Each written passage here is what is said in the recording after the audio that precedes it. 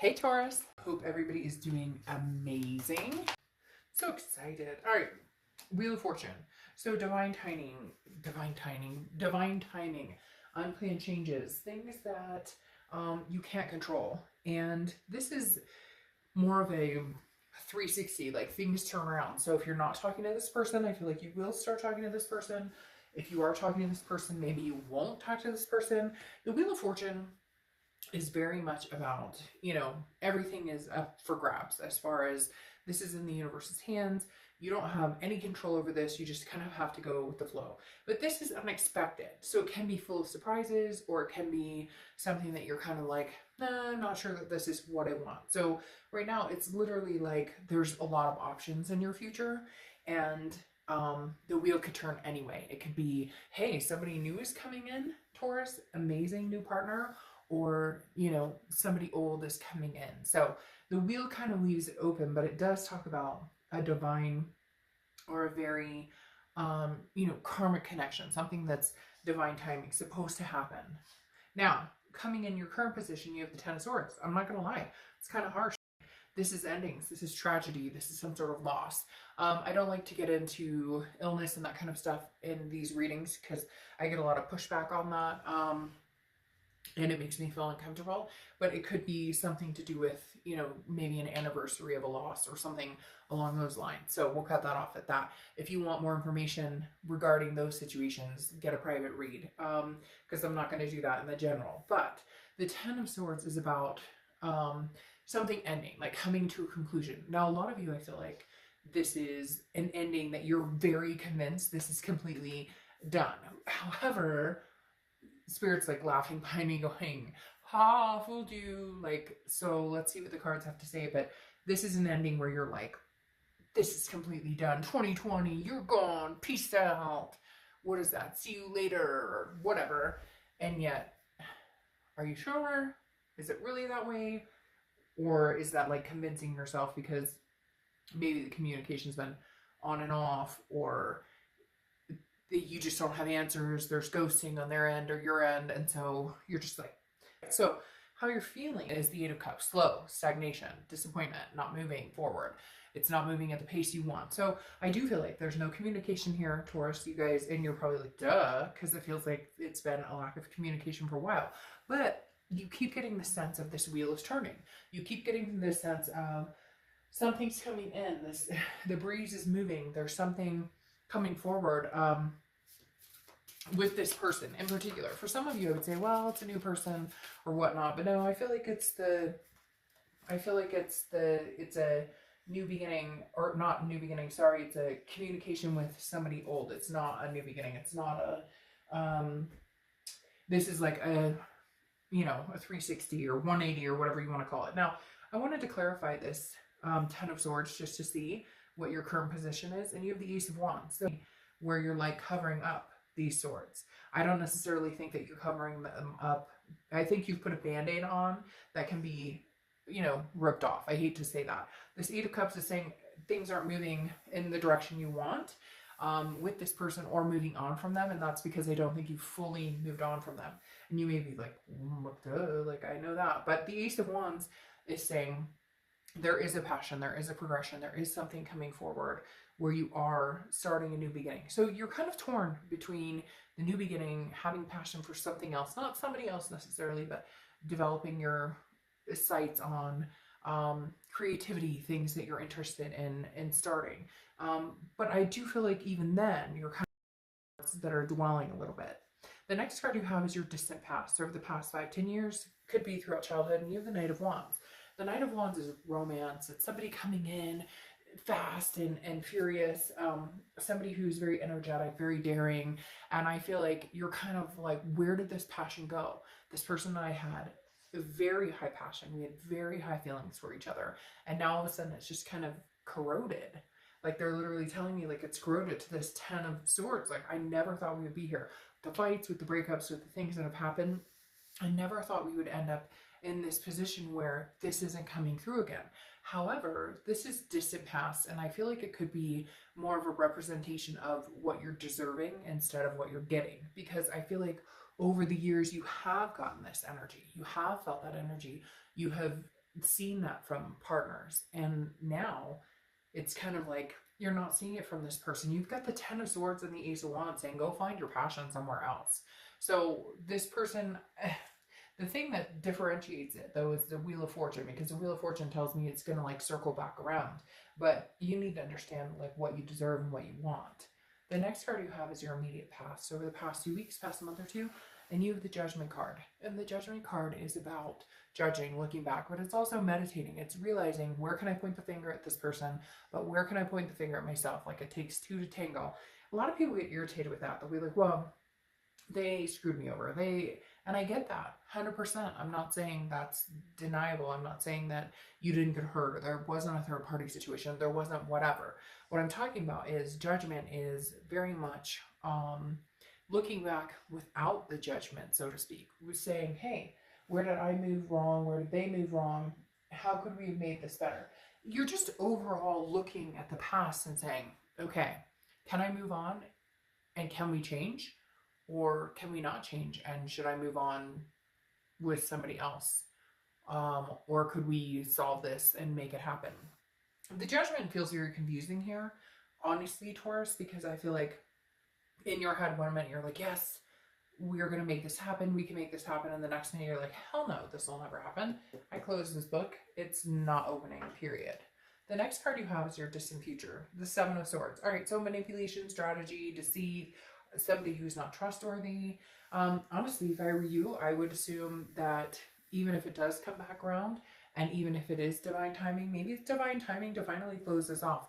Like I was saying here, where you close it off, but then you're kind of like, well, I closed it off, but am I truly closing it off? Maybe because you realize that the future will hold nothing but the deception, the strategy, the torment that you've dealt with in the past. And I just don't know that you guys are willing to cover that up anymore. I feel like moving on may be the only solution for some of you, because when you have this Ten of Swords, it's like, you know, it's a loss, it's an ending.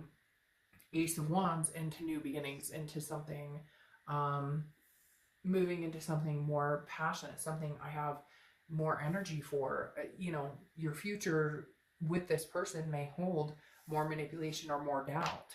The next card you have is anything happening throughout the month of Two of Pentacles, which is it's change, it's priorities, it's balance, it's trying to figure out what it is you want. And I think right now, Taurus, the best thing you can do is do exactly that. Figure out what's best for you. What's good for the goose is good for the gander, or whatever that saying is. This legitimately says you have to figure out what you want and what's going to make sense to you, not worry about what anybody else is doing. And I think the best way to do that is to put in your head that, hey, by the way, we're not getting back together. This isn't an option for me. And so once you do that and you say, this isn't an option for me, I'm moving towards new beginnings, new creativity, new passion, new a whole bunch of newness, then you can kind of say, if they were to come back, if that were to happen, what would I accept? What would I not accept? What would I be okay with? What would I not be okay with? And the Two of Pentacles says that loudly. Like, balance is necessary here in you. Don't worry about what they're doing or what's going on with them. Figure out your own balance, your own path, and then go from there. Because throughout the month, the tangibility card here for the next 30 days could be the beginning, middle, end. You have the Five of Wands. The Five of Wands is chaos, priorities. It's also competition. So I feel like, Taurus, there's other people who are competing for your attention. Now, kind of feel like for some of you, it's kids, fur babies, just holidays, everything that happened, and now you're kind of trying to get your groove back and like, okay, I've got to like reconvene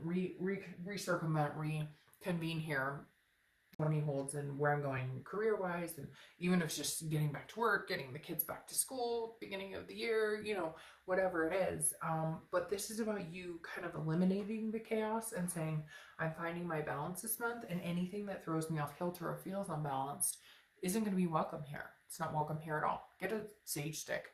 I sage all the time. Smudge and get rid of the energies that aren't supposed to be there, or the negativity that's not supposed to be there. Now, for some of you, it's this person, and if they are truly somebody that cannot enhance your creativity, or it doesn't feel like the person.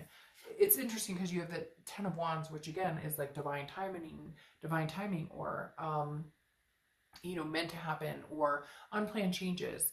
But I almost feel like it's somebody maybe new coming in because you've put a stop to it. You've said with this Ten of Swords under here, like, I'm not going through this tragedy anymore. This loss was the final loss, and I won't go through it again.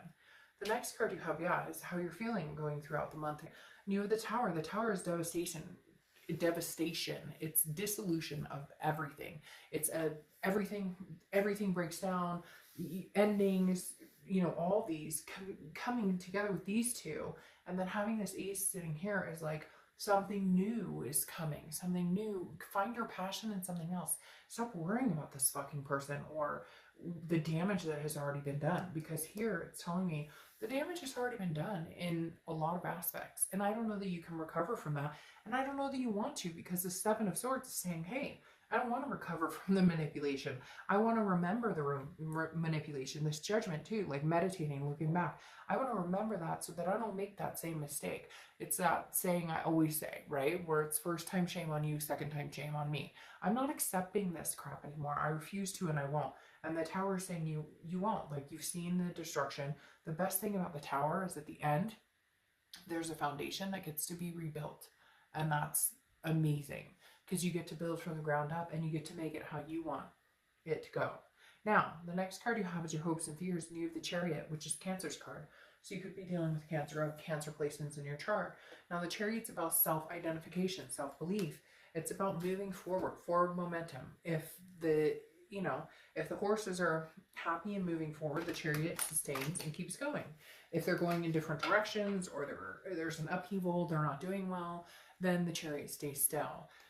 Taurus, the universe is saying this hangout is your chance to move forward. Your hope is to move forward. And I don't necessarily think your hope is to move forward with this person.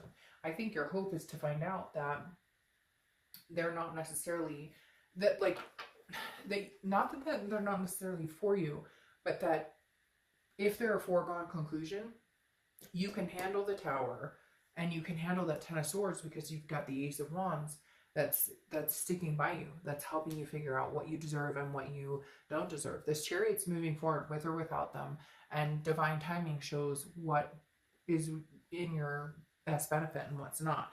Now you have the Six of Pentacles as your conclusion or your outcome, and you have charity here. Well, so the Six of Pentacles is about abundance, it's about generosity, but the biggest thing that I always fear for the Six of Pentacles is that charity. Like, do you deserve my coin?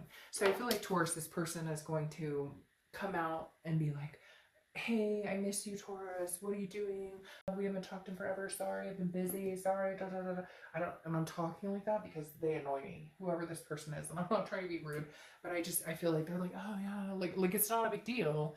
And yet you're both karmically connected, and you know that it is a big deal. So how can you tread so lightly on it? Which in place is going to make you tread lightly on it, and then they're going to get annoyed, right? So it's like this reversal of, oh, well, I have acted like I didn't care for the last 3 months or whatever. Now you act like you don't care. How could you, Taurus? No, we're not offering charity here. The Six of Pentacles is saying you'll be generous if the time is right, if the feeling is right, and if not, don't offer that charity. The Six of Pentacles is a charitable card. It doesn't mean that this person has done anything to show up or prove what you deserve or your self-worth or any of that.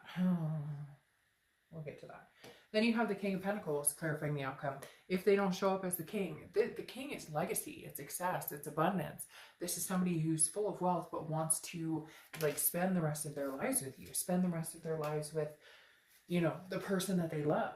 And this person's either going to show up like this or they're going to show up like this. They are coming in to communicate, because you have the Chariot here moving forward or forward momentum. But the King of Pentacles is saying they either show up like stable, almost business-like I'm here, not contract offering, but very much like, I have my shit together now, or I'd like to have a conversation, or I take this very seriously. And then you have the clarifying card of the Chariot again. So again, Cancer's card, you could be dealing with Cancer, but forward momentum. And Taurus, I hate to say it, but I feel like they're kind of like onward and upward.